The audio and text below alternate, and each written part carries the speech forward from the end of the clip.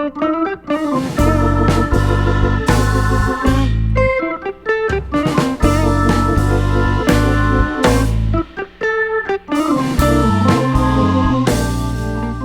and welcome to another episode of the Afterwork Anime Club podcast, in which I, your host, Lulu Soul, am being joined by Distracted Shark. Say hello, Distracted Shark.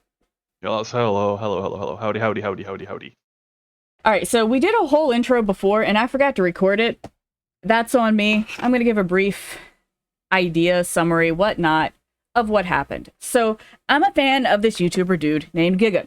Giguk reviews anime. It's kind of what he does and what, honestly, is the inspiration of the Afterwork Anime Club podcast.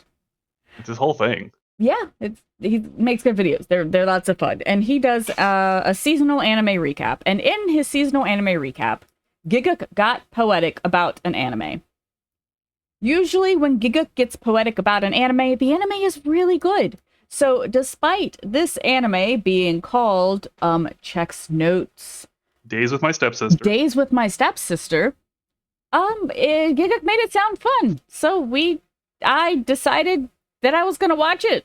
And I was going to make Sharka watch it with me. And we were going to title it Giguk Made Us Watch It.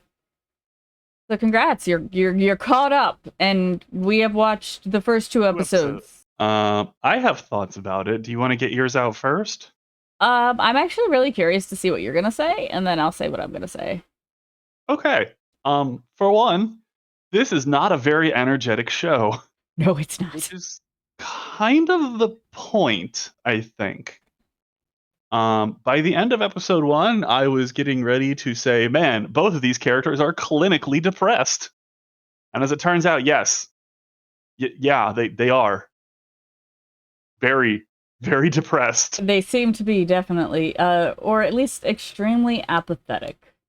I'm getting lots of apathy. We're getting a little bit of, so in the description it states that both characters have trauma from the divorce of their parents initially, and then in their second or third years of high school, their parents have remarried and they're suddenly living together. And honestly, they have very similar vibes. They really do. I like what you said, though. It's like a normal anime is being watched through the viewpoint of someone who is apathetic and depressed. And there's nothing wrong with that. But it is very low energy. But, I don't know, man. So one of the things I wrote down is that it's kind of boring, second monitor-ish. Like watching paint dry, all very normal. And what I mean by that, so when you're watching shows and there's conflict in the show, and you're like, wow, this would have been so incredibly solved if the two characters would just sit down and talk to each other? Yeah, but what if they actually did? Yeah, this is what happens if they do. You have all manner of misunderstandings of the two characters suddenly thrust into a new living situation. At one point, a character almost gets isekai'd, and it's all done in a very normal, this event happened, now we're talking it through, and there is no conflict kind of way. I would say that it's a very different kind of conflict. The conflict is not your traditional, oh, hey, we had a misunderstanding, so we should resolve that. But we won't. And instead it's, wow, you are super depressed. Somebody should deal with that, but I'm also super depressed, so, here we are. I don't know if depressed is the right word. That's the vibe I get. I feel depressed watching it. I mean, that sounds like a you issue. It feels very slow life. I also wrote a second monitor-ish. Again, this might be one of those, if it were dubbed and something that I could listen to, I think I might have been more invested in it. I will say, though, that the animation is gorgeous. Yeah, sometimes they do that hand-drawn style, you know what I mean? Yeah, like sketchy style. Yeah, it's very, very, very pretty. Very pretty. There's one point where a character has made herself a cup of tea, and she's dipping the tea bag into the tea, and it's the liquid is shifting colors like it does when you make tea. They also do an interesting thing where a lot of there's a lot of shots of the characters where they don't show their eyes. Even if they're like in frame, they'll draw literally the rest of their face and they won't draw their eyes. I've noticed that, yeah. And I think that adds to the whole feelings of, like, I keep saying, like, oh, I'm kind of depressed watching it. It's very slow. It's very uneventful. It's also kind of uncomfortable to watch. But like not in a bad way, in a this was made this way on purpose. Right. I think it's definitely setting out to do what it intends to do. And I think that if I could summon the energy to continue watching it, a very interesting story will unfold. I just don't know if I have the brain cells. Today, at least. Yeah, I think this is definitely I need to be. There's some anime you need a specific mood for. Yeah, like I could definitely see like a rainy day. I don't have much to do, or I don't have the energy to do anything. Maybe I'm going through a period of depression because that happens, and I turn on this anime and it's like that. This on screen is how I'm feeling right now, and I could definitely see myself just binging the entire thing. Mm-hmm. But not right now. I probably won't continue it because it's already not my usual brand of anime. I do prefer things with a little more energy in them. Yeah, like okay, I'm not saying that like we need bad. I'm not saying that we need there to be, you know, like the two characters being really uncomfortable and awkward.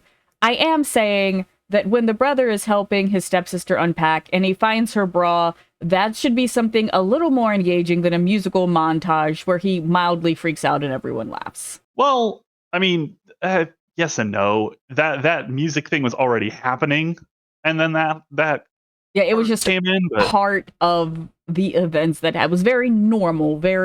This is much closer to how things would happen in real life. This is so incredibly slice of life. Oh my god, that's it. Yes, it's realistic slice of life.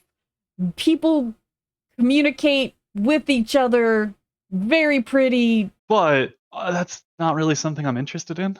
I already struggle with slice of life. The characters don't interact with each other. They just kind of interact at each other, which again, I'm fairly certain, like you said, is the point.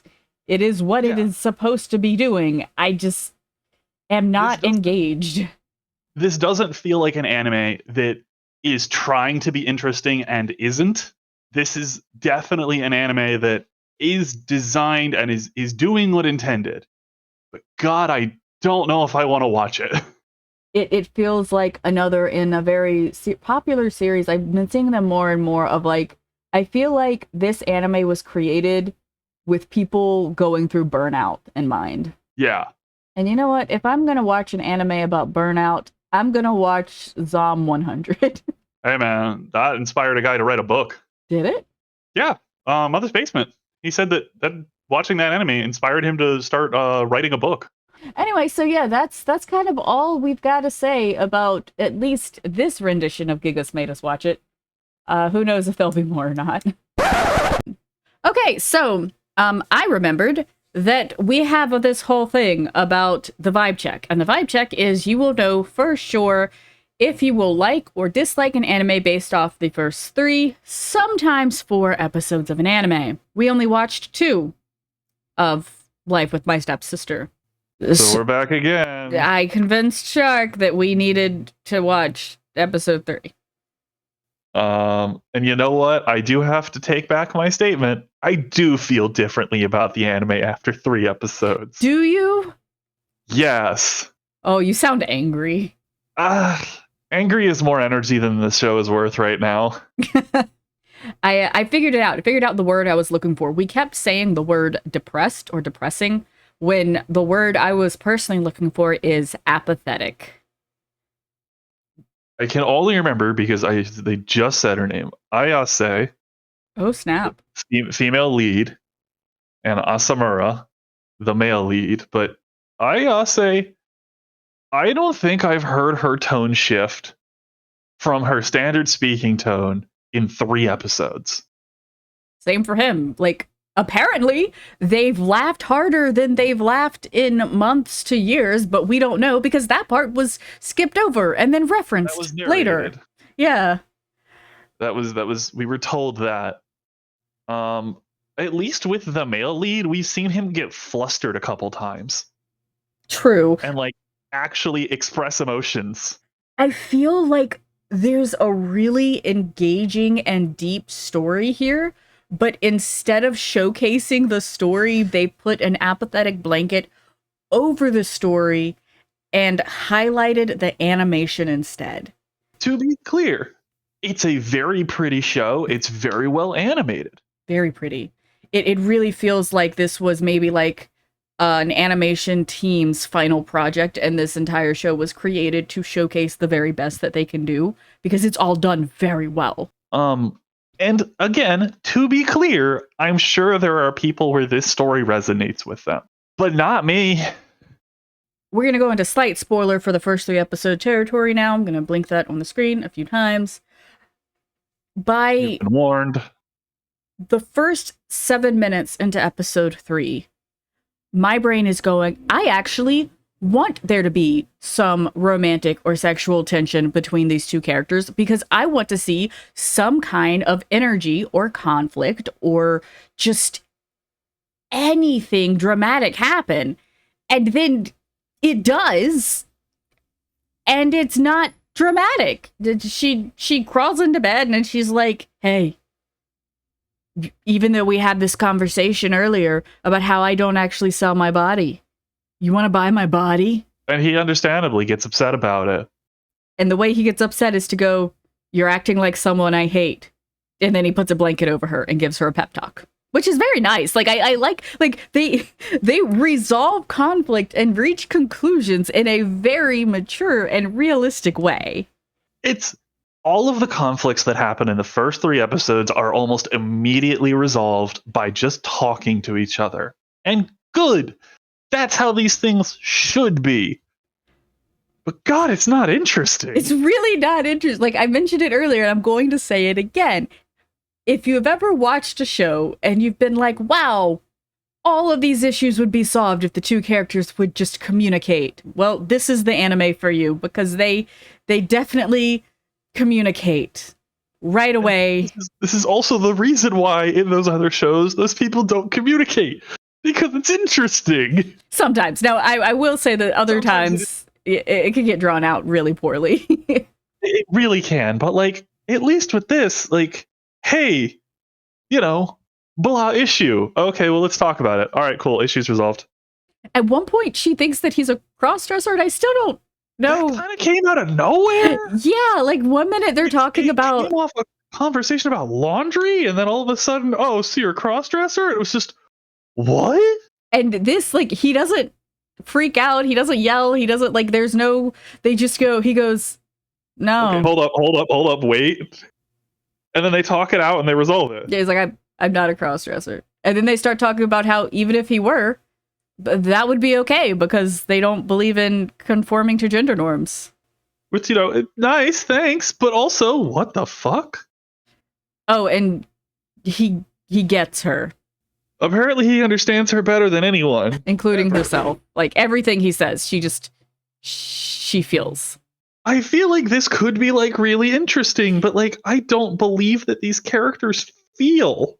It's very apathetic. Like, Look, if you've ever seen Neon Genesis Evangelion, Shinji's downward depressive spiral has more energy than the first 3 episodes of this anime. Oh, my God. You know, some mech fights with kaijus would actually, like, really spice this up. I would hate that. That would... I think the only thing that would make me angrier is if there were mech fights with kaiju. Actually, no, I don't know. At least something would happen. I kept... So, with episode 1, it was very slow pace. And I'm like, okay, so what's going to happen is you have these 2 very apathetic characters. And they have been traumatized by the divorce of their parents, and their parents have gotten married to each other. They're thrown into this situation where they have no control over it. So it makes sense that episode 1 is incredibly slow. And then something is going to happen at the end of episode 1, and I expected the glass shattering moment where all of the energy comes flooding into that groundbreaking, that hook moment. And then, I don't know, maybe the characters start fighting, maybe there's a conflict, maybe it turns out that their parents are actually terrible for each other. I don't know, something, anything, and none of it happens. I'm still possible interaction. I am still waiting. I'm still waiting for the glass shatter moment, and it's just not there. I would almost want to put this like mute the dialogue and then add, because there's almost no music. And the music that's in there is so muted you can barely hear it. But to add like an engaging instrumental soundtrack to the background and just have it up on the TV and just have the characters doing exactly what they're doing. Like, don't change the anime at all. Just like take out the dialogues and have an instrumental playing in the background. And I would throw that up on my TV and do chores and come in and be like, oh, wow, this is really cool seeing like this. I feel like there's more story when you can't hear the character speaking. Yeah, you could fill in the blanks and make it more interesting. Yeah. And if I were to do it that way, which brings me back to, I guess, if it were dubbed, because it's not an anime I'm going to sit down and watch. If I'm going to have that on the screen, I want to be doing chores. I want to be drawing. I want to be writing. I want to be doing something that allows me to check in and out of this anime. But since it's subbed and it's surprisingly dialogue heavy, I feel like I can't look away from the screen because I might miss something. The reason why they're talking about cross-dressing suddenly. Which, I'll admit, I'm really tired today. I'm a little out of it. I thought that's what happened. I thought I missed like a couple minutes of dialogue. Nope. It was just something. I don't know if it was a cultural context that we as Americans did not pick up on, but I think it was something having to do with their laundry. I don't know. At one point they were talking about different fabric softeners. Yeah. I genuinely have no idea how we got to that part of the conversation. But, and maybe I actually just missed part of the conversation. But is that better or worse? I don't know. Like I said, it's for a show that nothing happens in, it is surprisingly dialogue heavy. So anyways, we needed to talk about that. Yeah. We don't like the show any more than we did after episode 2. Sure don't. But at least now we know we didn't miss the anime of the season by not watching that 3rd episode. Yeah. And to be fair, I have had anime where I've watched the first 2 episodes and I'm like, yeah, I'm not feeling it, but I'm here, so I might as well watch episode 3. And then episode 3 creates the hook that keeps me going. Mm-hmm. I've seen that happen in, stuff we've watched together. But not this time. Not this time, guys. Anyway, we spent time re-ranting about it for the same amount of time that we ranted about it the first time, so now we have a 20-minute video. Yay! Good work, team. We did the thing. All right, so this has been the Afterwork Anime Club podcast, talking about life with my stepsister. Gigas made us watch it, and that's not even the title. Giguk made us watch it, isn't it? No, it's Days with My Stepsister. Days? What did I say? Life with My Stepsister. I can't even remember the name of the anime. That's actually nothing on the anime. I'm bad with names. I've also, instead of saying Giguk, I've said Gigas like 3 times. It's great. Anyway, bye! Bye!